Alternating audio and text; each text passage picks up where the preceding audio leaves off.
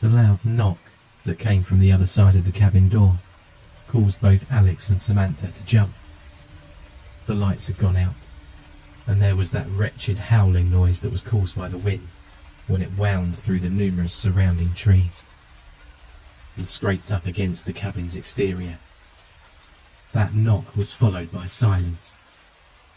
Other than the howling wind outside, and after all the wind stopped, the world became dead silent. There was no movement. There was no noise at all. Not even the sound of the waterfall just beyond the trees. It was like the world had stopped.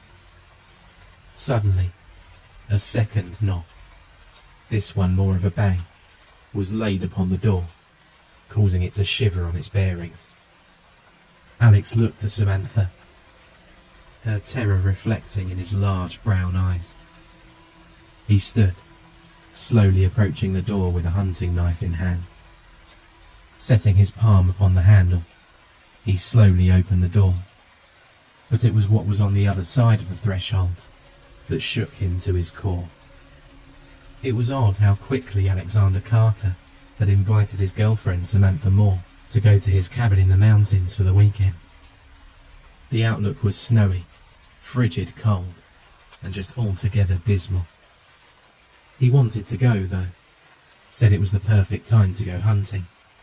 He called her at work, and she hastened to pick up the phone as always. After dating for nearly 4 years, who wouldn't? So as soon as work let out on that fateful Friday afternoon, she couldn't wait to go away with him. That weekend, he dropped by her flat in his off-road car, picking her up and beginning the long drive up to the mountains for the weekend. On the way there, it blissfully began to snow. The frigid air picked up, and driving the upward winding trail to the cabin was like driving at light speed, with the snow acting as the stars flying by in space. Finally, upon reaching the cabin, the two clambered from the vehicle and hurried into the abode. Samantha set about turning on the lights and setting the fire in the fireplace. Alex set about bringing in the luggage and taking it to the bedroom. The cabin was small. It had 3 rooms only. A bedroom, a bathroom, and a living/dining room attached to a kitchen. The kitchen was small, but had all the necessary utensils in it. A coffee pot, a stove, a microwave, and a miniature refrigerator which was currently filled with week-old bottles of beer and wine, and other assorted liquor from when he brought her up here on her birthday. The cabin was well used. It was their escape from reality. Little did they know that what little they knew of reality would be shattered this weekend. After all the unpacking had been done and sandwiches had been made, the two nestled into their love-seat couch, frosted beers in hand. "Maybe we should come and just live here, Alex. It's nicer here, and we wouldn't have to work so much. I mean, your parents bought this place back in the Stone Age," Samantha joked, sipping from her bottle afterward. She gently pressed her head into the palm of her hand as she sat with an elbow in the cushioned seat and her back against the arm of the couch. She wound her dark brown hair around her fingers, looping it in and out and just stroking it. Her bright green eyes flickered from her bottle to his chiseled face.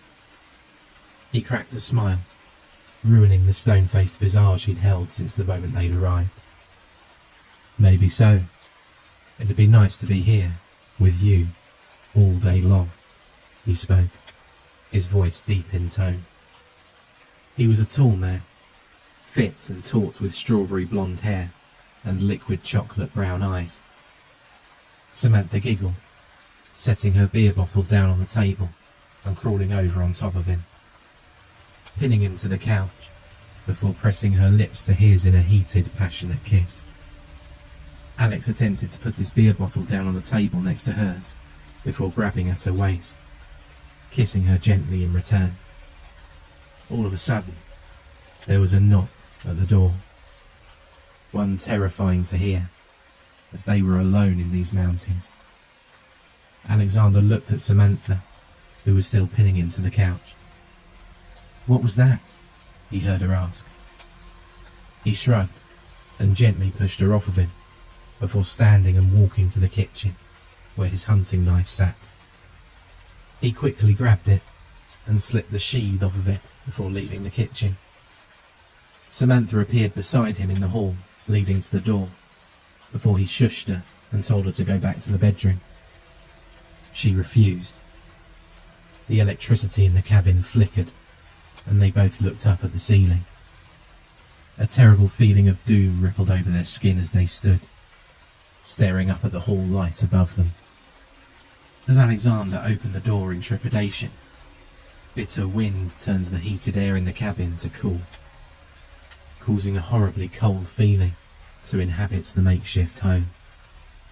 Snow flew in through the doorway and past Alexander, falling in little spirals until they hit the floor and melted. A pale figure stood, covered in snow and shivering to death, in front of the door. He asked to come in and warm up, unable to control the stuttering that happened because of his almost frozen being.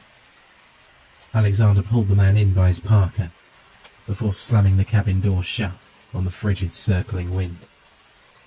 He shivered and looked at the man who was currently shaking so bad he could hardly stand.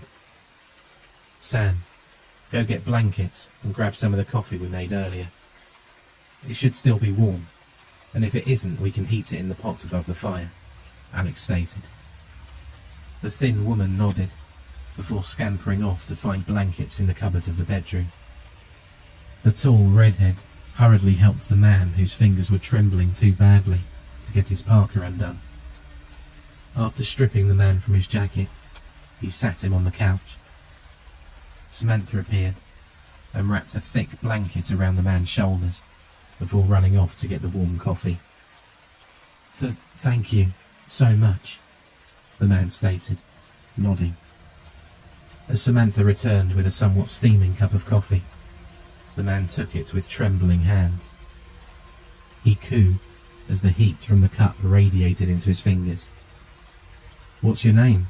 Alex asked, sitting on the coffee table and looking at the man before him. He wasn't a big guy, couldn't be much older than Alex or Samantha. He had short, dark, wavy hair and bright blue eyes the colour of aquamarine gems. "My name's Jason Labont. I'm a botanist. I was up here hiking and doing some research on the wild vegetation that grows up here in the winter," he responded, after sipping some more coffee. His nose was pink from the bitter cold beyond the threshold. "What are your names?" he asked. The couple looked to each other, and Alex responded.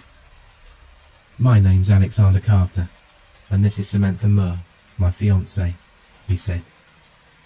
Jason's eyes flickered back and forth between the young couple. "I apologise for intruding. I was just beginning not to be able to feel my legs anymore," Jason said, finally breaking the tension-filled silence. "Look, I hate to impose, but... Oh dear, Samantha, your nose," he said, setting the coffee cup down and pointing to her nose. A deep crimson liquid was trickling from her nostrils, the area around the bridge of her nose looking bruised and swollen out of nowhere. Alex turned sharply, looking at her before sighing and running to the dark kitchen in search of supplies to clean her nose up. "Oh shoot. Go on, we're listening," Samantha said, tilting her head back and pinching her nose. She winced slightly upon the pressure and sighed loudly out of her mouth. The blood trickled down the roof of her mouth and into her throat, forcing her to swallow the irony-tasting liquid. She nearly gagged at the thought of the blood running down her throat. "Well, I was going to ask if I may perhaps sleep here tonight. I couldn't find my way down the mountain in the dark," Jason asked hesitantly. "Of course you can. You can have the couch this evening, and we'll drive you down the mountain in the morning after breakfast, all right?" Sam said, her voice nasally from her nose being pinched. Finally, the blood stopped running, but that didn't stop the aching pain in the bridge of her nose. Jason merely nodded, and after some blankets were tucked into the couch, he curled up on it and lay down to sleep. Electricity still out, they left the fireplace going, hoping some sort of heat would continue to radiate throughout the cabin. The couple then went to bed themselves, thinking about their guest and how odd it was he'd shown up so late in the evening. The evening passed smoothly, but when morning came, the couple found themselves shivering. So cold, their breath could still be seen even with the softest exhale. Bundling up in the clothes they'd arrived in, they stepped from their bedroom and walked down the hall. Neither of them knew how they'd make breakfast. The fire had gone out, and the electricity still hadn't come on. Chances were, they were snowed in too badly to get the door open, but they could still try. Bright white light lit up the inside of the cabin, streaming in through the windows as it reflected off of the fresh snow. Their guest, Jason, was already awake, sitting on the couch and scribbling notes in a booklet. He turned when he heard footsteps. "Good morning, you two. Are you ready to go?" he asked, smiling. Samantha rubbed her neck, sore all over. Her body ached and was bruised randomly in the oddest of places. She even had dried blood on her nose when she'd woken up, but she'd since cleaned it off. Alexander could barely walk or speak. Even breathing was hard to do. "You may have to help us instead. Go out and see if the car starts, please, and then head down to the ranger's station," Alex asked, before clenching his chest and dropping beside him on the couch. Jason stood and helped Sam lay him on the couch, where he lay writhing in pain from the horrible pain in his chest. "Go ahead, I'm going to stay here with him. Just tell them our names and ask them to send a chopper or something. I can't move him like this," Samantha said, stroking Alex's hair. Jason nodded and opened the door, braving the cold snow with the keys in his hand. After pushing piles of snow from his path, he walked out of the cabin, shutting the door behind him. The tall male opened the driver's side door to the car and slipped in out of the blistering wind. Key in the ignition, the terrible car's engine turned over, but never started. Finally, on the last time, it blew out and wouldn't even start up the next time he tried. Jason frowned and stepped from the vehicle again, hurrying to shut the door. He took a glance at the cabin and then took off in the general direction of the ranger's office. It took hours, but he finally made it. Just as the sun approached noon, he walked into the hot office. Walking to the desk, he peered over it at the small, rotund woman who sat behind a computer screen. "Hello," he said softly, to which was met with a grunt of a greeting. "Look, I need your help. There's a couple up there in their cabin. Their car won't start, and the man's having problems with a pain in his chest," Jason said, exasperated, already frustrated with the woman. The short, round woman looked at him with wide eyes. A couple, you say? Do you know their names?" The stale air in the office became heavy with tension. Yes. Their names are Alexander Carter and Samantha Moore. They drive a dark green car," he replied, overjoyed that she was listening finally. The woman stopped typing, her face growing pale.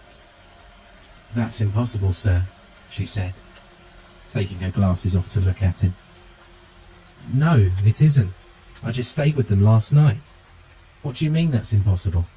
he said, his voice raising slightly in pitch and volume.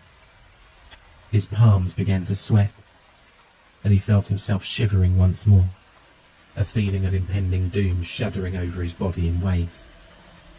"Sir, we found a dark green four-wheel drive vehicle, fallen off the mountain and driven into a tree, in flames. The driver had a large tree branch through his chest, and the passenger had a broken neck." After investigating further, we found the driver to be Alexander Carter and the passenger to be Samantha Moore, both 26 years of age. They died, sir, 2 days ago.